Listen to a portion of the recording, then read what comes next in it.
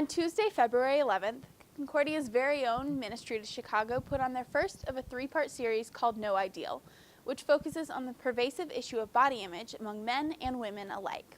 Well, Pastor Jeff and I were talking last semester a lot. The more we talked about it, the more we realized how big of a culture issue it is for both guys and girls. We know that's just not just a problem at Concordia, it's a culture-wide thing. And so we just wanted to take this little step to, I guess, make that culture change. We also talked to several girls who showed up to get their take on the event. It's not just being a pretty face. And sometimes kids will grow up comparing themselves against even a sister comparing themselves to a brother, like, oh, I'm not as strong as him, or I'm not as fast as him, or I'm not as smart as him. You do, it makes you feel a lot better about it. It's not, you're not wrong for feeling that way. Coming together as a group and talking about it together is a really great idea. Have this perception in their minds that, we will never be good enough and guys look at us a different way.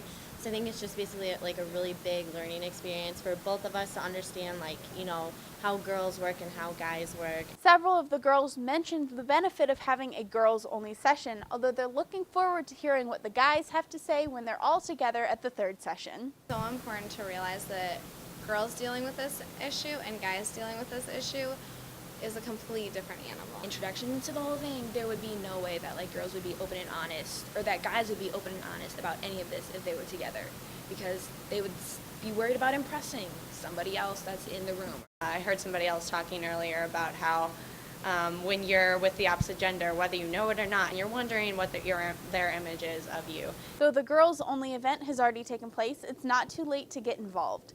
Check in with Emma Otto or Anna Calhoun to see when the next events will be scheduled. The girls and guys can talk together about what they felt about maybe the other gender and their perspective. We can just start to communicate, because I feel like so much is lost in communication.